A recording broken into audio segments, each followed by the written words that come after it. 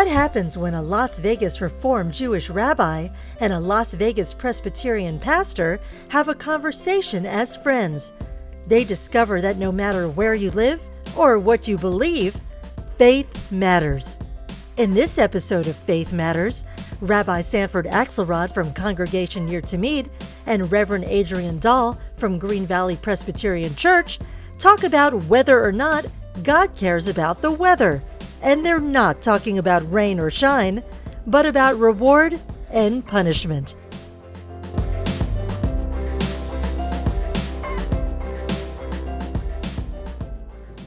Adrian, welcome back. It's time again for Faith Matters. Faith Matters. Do you think anybody's listening? I do. I hope they are. We've been having a lot of fun with these podcasts. At least my mom is listening. My wife is listening. My mother-in-law, maybe. Well, that's a good thing to be listening. You know, here we are recording these podcasts, and what is it that everybody is talking about? The weather. The weather. And we keep trying to tell our congregation and our listeners that it is a dry heat. Have you been successful in that? No, it's still hot. It's still hot. I don't know what has been like 110, 100. I think we made it up to 118 this month. It is hot. And as we speak, we have bottles of water on the table. How many have we gone through thus far? I don't know. At least a few. Yes. That's right. So, you know, it's hard for me as a rabbi not to think a little bit about how the Bible portrays weather. We just think of weather, it's hot, it's cold. You know, we look on television, we go, oh my God, we got to plan our week, whether we stay indoors, turn on the air conditioning, you know, in different seasons, can we go skiing, whatever it is. But in the Bible, it's very different. And to me, it's deeply troubling. We can get into why it's troubling. But you have these soliloquies where Moses is addressing the Israelites, and he says, if you do good, things are going to go well with you. But if you don't follow God's law, things are going to go bad. And the reason I mention that is, since the time of the Bible, people have often put a value not only on the weather, but on their lives as to whether God is punishing them or rewarding them or not. So, and don't you think part of that, here they are an agrarian society, and the weather affects their welfare. So if the weather is bad and the crops are bad, therefore the Almighty must be unhappy with us, right? Right. So that's where it stems from. Right. But the modern day extension, and I don't know if you've had this experience as a pastor, is when people find out, for example, that they're ill. And the first thing they go is, Rabbi, what did I do to deserve this? You know, and it's on two levels. One, you know, you could be visiting them and there's a pack of cigarettes by their bedside and they're dealing with their cancer, and you're going to say, well, you smoked all these cigarettes. But it's often a much more spiritual question. Why is God abandoning me? Why am I sick? Why do I have cancer? Or why do I have whatever the disease might be? Or if they're by the bedside of a loved one and they say, well, you know, why is my loved one suffering? So to me, you go back to the Bible and this whole reward punishment imagery, it doesn't work for me. I don't know, does it work for you? Well, look at Job.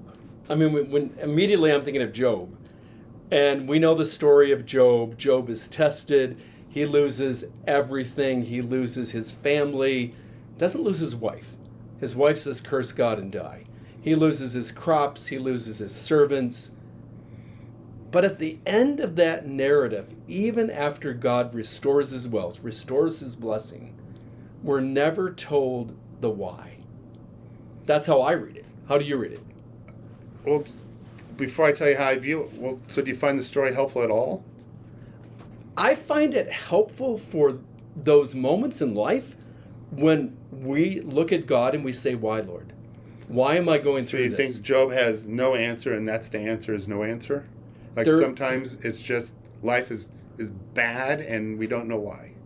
There are moments in life when I've been challenged by Job's narrative, and I wonder, would I have the audacity of faith to say, I learned it in an old King James translation, but even though you slay me, yet will I praise you.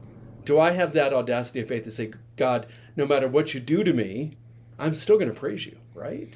That's one of the biggest lessons for me out of Job. Now, that I love because it ties into what I often tell people. Look, if only good things happen to good people and only bad things happen to bad people, the world would be so much simpler. Yes. But it's not that way. So if you look at someone who is good and something, quote, bad happens, you shouldn't deny that it's bad. I mean, a disease is bad, an accident is bad. A lot of bad things happen to good people, and a lot of bad things happen to bad people. So whenever we start interpreting our life situation through the lens of reward and punishment, it doesn't offer us an explanation. What it does is create a barrier between us and God, which refers right to what you just quoted from Job. Because if Job, in his anger, would have given up on God, then God could not have been there to redeem and lift Job up. They would have been eternally at odds and separated. Right. So, at a time when we need God the most, and we blame God for what's going on, that distances us from God. And that's when we need God. So I don't buy into the whole reward punishment. I think some things are beyond our understanding. Some things are a result of our behavior, and some things are a challenge. But the main thing, I think, is not to feel alone. When we need God the most, that's when we need to call upon God. And remembering that beautiful promise given to us where God says, I will never leave you. I will never forsake you. So I can cling to that. That doesn't mean next line doesn't say, and by the way, you are going to have a good life. By the way, you're going to be blessed abundantly. But God does say, I will never leave you. That sense that God is with us no matter what. And I do think 21st century people of faith have the same challenges that we did 4,000 years ago. We want to think that if I do this good deed, that somehow it's going to come back to me and I'm only going to be blessed. But I don't see that as I look at the life of the patriarchs. I don't see that as I look at the scriptures. The reality is we do good for good's own sake. Yes. Not for the promise of reward. We do it because that's what God demands of us. That's what God calls upon us to do. When we ask that first question of our first podcast, where art thou? It means, where do we stand with God? Are we doing our best to live up to God's expectations of us, and not only our own expectations of ourselves? And that question, where art thou? Is that something that people of faith should ask each other? Is that... I don't know. Where are you on the journey? Where are you today? I guess in a friendly conversation, but I just don't want it to seem too judgmental. Right. It's not for me to assess where someone is on their journey, but it is for me to assess where I am on my journey. And the moment I stop doing that is the moment I stop saying to myself, do I still care? Is religion important to me? Does faith matter? Faith matters. It does. Well, hopefully we've given our listeners a little food for thought. Adrian, what do you think? I think we have. You've given me food for thought. You always give me food for thought. That's why I love these conversations. That's why we do these, and we hope that we're blessing you as well. Thanks for listening. Everyone, thanks for listening. You know, these matters of faith are important to us, and faith truly does matter. Shalom. Shalom.